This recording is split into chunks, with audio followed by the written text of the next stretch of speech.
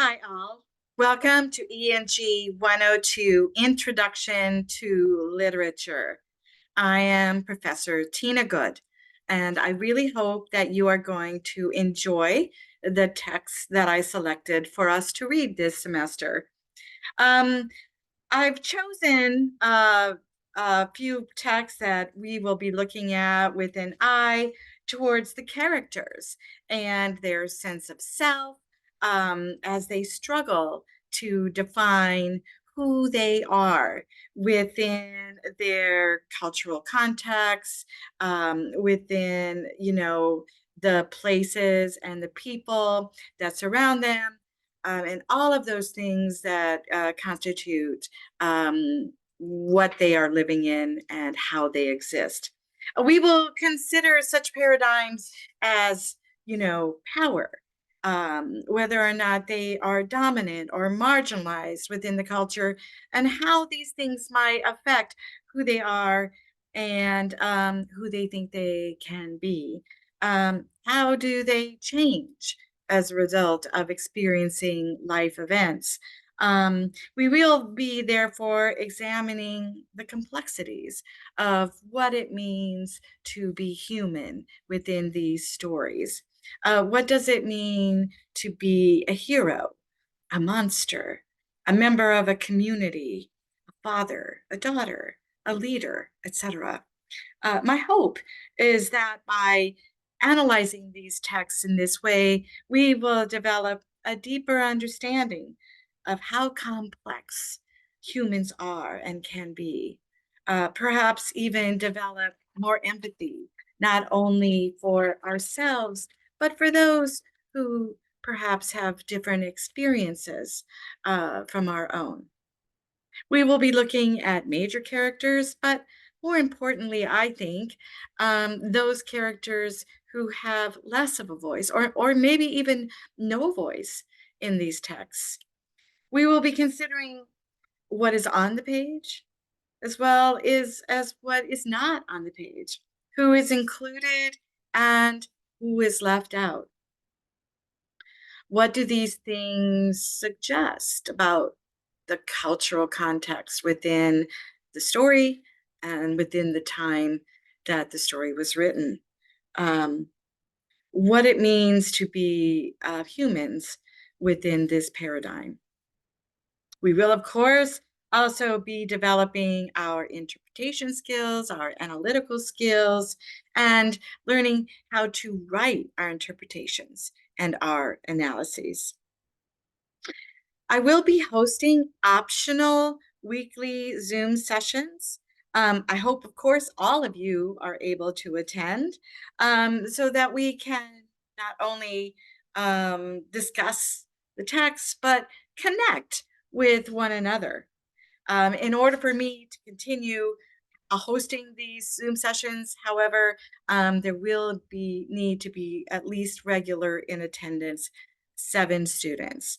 I know that many of you will not be able to attend because of time conflicts. This is, after all, a fully online course, and that's okay. You will be completely able to successfully complete this course without attending the Zoom sessions, as long as you read the texts, watch the videos, and complete the assignments on time. Please note that while this is a fully online class, it is not a self-paced course. Sometimes students get confused by that. You do have weekly responsibilities, weekly assignments, weekly due dates, so be sure that you meet those responsibilities. The books for this semester include the novel The Immortal King Rao, which I totally encourage you to start reading now. It is a rather lengthy novel, so if you are a slower reader, you might want to get started on that now so you can better enjoy it. I have opened up the quizzes for that. I'll show you where that is in just a moment, so you can start reading and taking the quizzes as soon as you are able. The other text that we'll be reading is the play, Real Women Have Curves. I don't know if you can see that. It may not look like this. You may have like a more yellow cover, and that's okay. I don't care which version. The yellow cover is simply a more updated version of this one. And so that's fine with me. Or Frankenstein, also Frankenstein. You may have your own copy of Frankenstein somewhere. That's okay with me. I just simply chose the least expensive version that I can find. So any copy, any version that you have is fine. There are no changes generally in the text. Pardon me.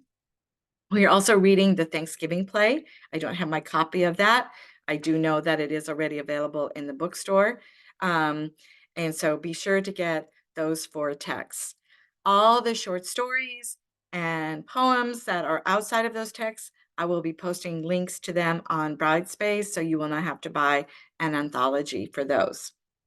I will also show you where those are posted. Okay, so speaking of Brightspace, I'm going to go ahead and share my screen and walk you through our Brightspace site. Listen, I know many of you are probably already familiar with Brightspace, but I know that professors set up their sites in different ways. And so I wanted to show you how I have set up the site for our particular course. Okay, so probably you're already familiar with the homepage. So you simply go to our course. That's pretty easy to do. I'm not sure which of the 102 courses you are in, but here's the full menu. Simply click on the course that you wish to engage in, and this will bring you to the home page. Now you'll notice, right, that here are things that are due for the week and coming due. That's great.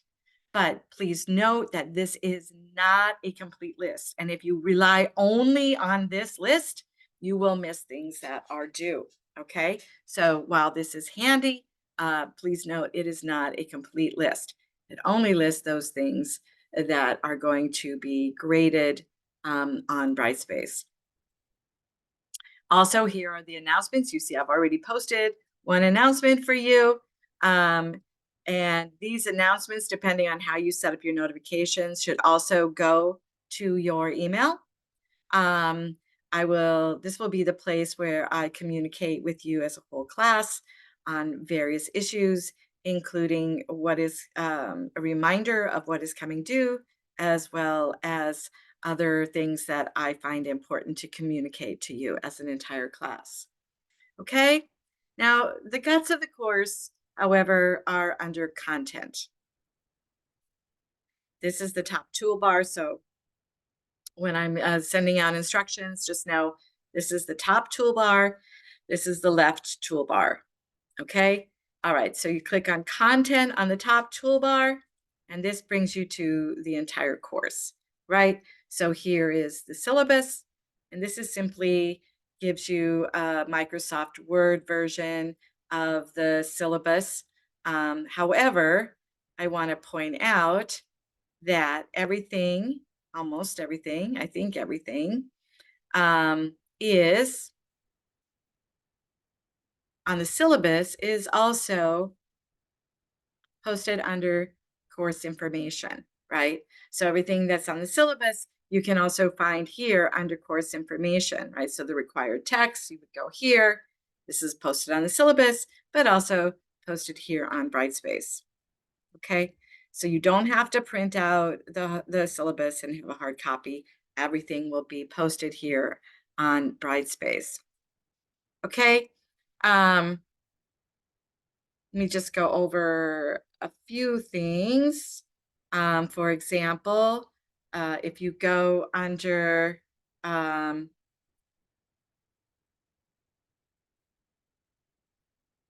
online course information, right? That's the information about this course.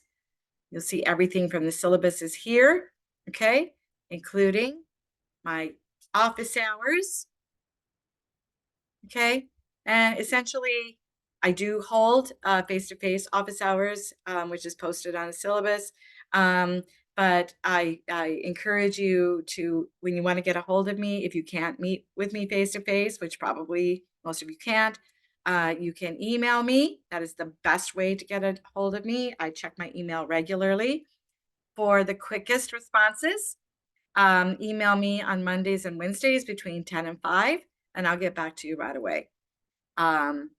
If you email me at other times, it's fine, absolutely fine. You just may have a little more delay in getting a response from me. Okay. And then if we scroll down a little bit more, right, I have stuff about Brightspace here.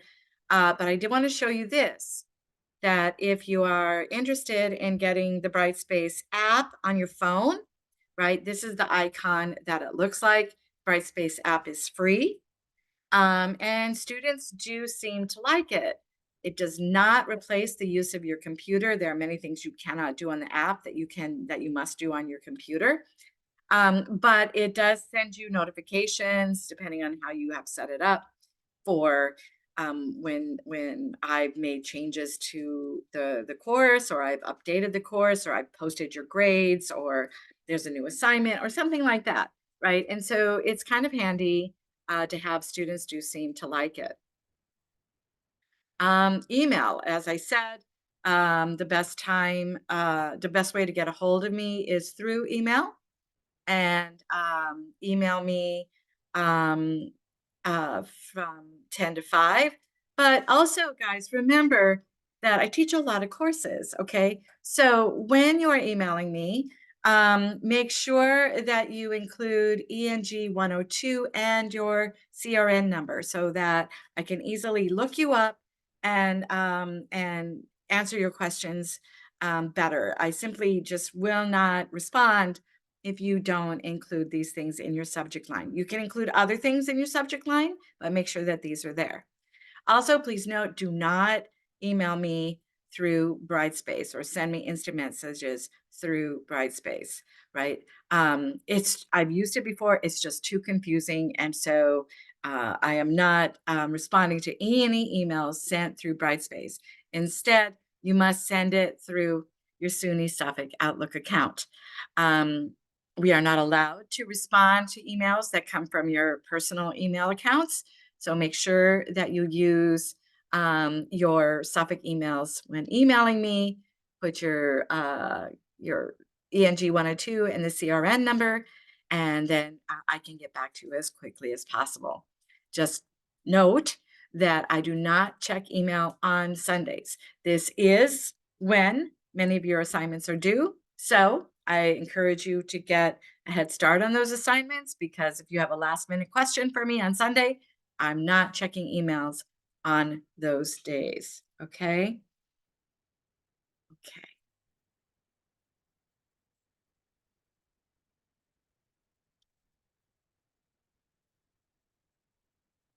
Okay. We go down here to technology required, right? We'll see that, yes, you must, have a computer. You must have internet access, um, but a couple of other things. And that is that Brightspace is not friendly with um, many types of software. So it's really best for you to use MS Word, Microsoft Word, when submitting your assignments. If you're using, say, like Google Docs or something like that, you can uh, switch it to a PDF and submit that. It usually works. It still can be glitchy, so that's why I encourage you to use MS Word. Also, I encourage you to stay away from the Safari browser. It doesn't seem to be very friendly to that browser. It does seem to glitch. And by the way, and this is not me, guys, this is just the Brightspace. Sometimes it will glitch out if you're using a Mac computer. And especially if you're using Mac plus Safari, you can find yourself glitching. And so if you find that your assignments are not updating, try switching your browser, or try even going to a PC, okay? generally Google Chrome and Firefox seem to be, so far at least, the friendliest browsers for Brightspace. Okay. I do want to come to the quizzes and the assignments in just a moment. Um, but I do want to go over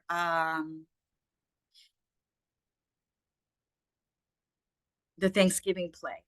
Okay, so you'll notice we are reading the Thanksgiving play, and the Thanksgiving play is being performed in March in the theater department of the Ammerman campus. Okay, so it is required that you attend that play. It is also on Broadway, so if you want to go to Broadway, you certainly can do that. But it is being performed at the Ammerman campus. Those tickets are free for students, right?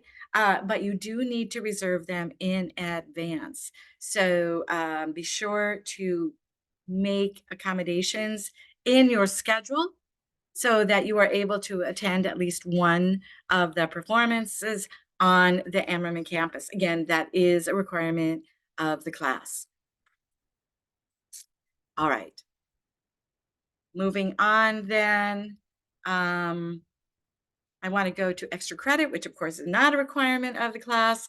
That's why it's extra credit. And to get extra credit, yes, you may get extra credit in this class. You can actually submit one extra credit response per week. That does not mean you can submit 15 at the end of the semester. You can only do one per week. Okay, so if you miss a week, you've missed that week. And so you'll have to move on to another week. It's not required, but should you do something that pertains to the class, like read an extra book that we're not discussing in class, or read an extra short story, go to a play, any play, doesn't matter. Or even if you are, say, watching a movie, right, on Netflix that is based on a book, or you go to a movie that's based on a book, that's great, right? Why not write up a one-page response to that movie that is not a plot summary, but a response to it, and submit it for extra credit? The way that you do that is you click on assignments on the top toolbar, and there you'll see extra credit responses, right? And you just upload this like you would upload um, any assignment, right? As a Microsoft Word document or a PDF. It is a cumulative score, right? So as you do it, you can just keep using that same link. It will not overwrite it. It just keeps adding on to it. Okay. Your grades, you have access to your grades. They are live, right? And so you can see as I grade them, what grade you're getting. That's important also so that you can keep track of them. But also if you find I've made a mistake, you can email me right away and we can take care of that mistake right away. Okay.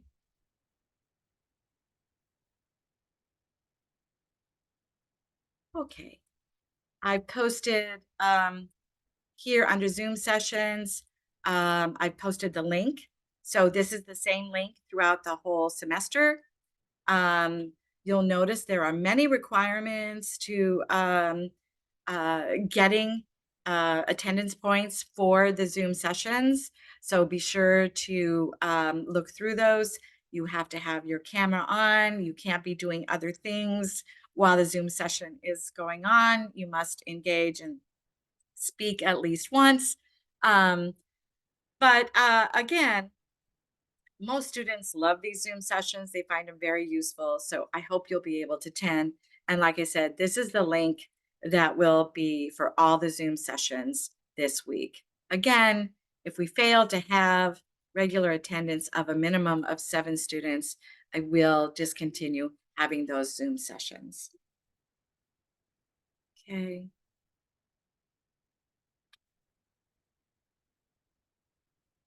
Course content. Okay. So as I said, I will be posting the literary texts, the short stories and the poems and all of that. But here's where I will post everything. They'll be in the module as well as here. So you don't have to remember like which module was that in. Sort of have a library of the videos and the texts and the lecture notes and all those things here under course content. All right, so if you click on literary texts, you'll see there's theme for English B, snapping beans, the belt, which is coming up, right? All of the texts that we'll be reading that are not in the books that you've purchased. Okay. Videos that I'm creating will be under lecture notes. Videos that that I want you to watch that are not ones that I have created are under videos, right? And so all of that stuff is under course content. And then the modules, right? This is truly the guts of the course, right? And so, for example, if you go to week 1, the Getting Started module, and you click on assignments and due dates, this is where you will find a complete list of what is due that week. Okay, so read the syllabus, et cetera, take the quiz. There's the due date. Okay, coming back. Okay, also in the module will be links to all the videos that I want you to watch, as well as, so for example, here's the quiz link. So you can simply click on this and it takes you right to the quiz. The same will be true for assignments, right? So everything that you need will be in that module, right? Under the particular week that we are working on, right? So next week, week 2, okay, there's the link to the literary text. There's the link to the assignment. There's links to videos, right? There's links to a recommended article I'd like you to read. Now, other ways to access quizzes, and this is important, is simply to go to the top toolbar and click on quizzes. Why is this important? Because we are not to the novel, right? We are not to the Welt yet, but I have made those quizzes available to you. So you can start taking those quizzes now.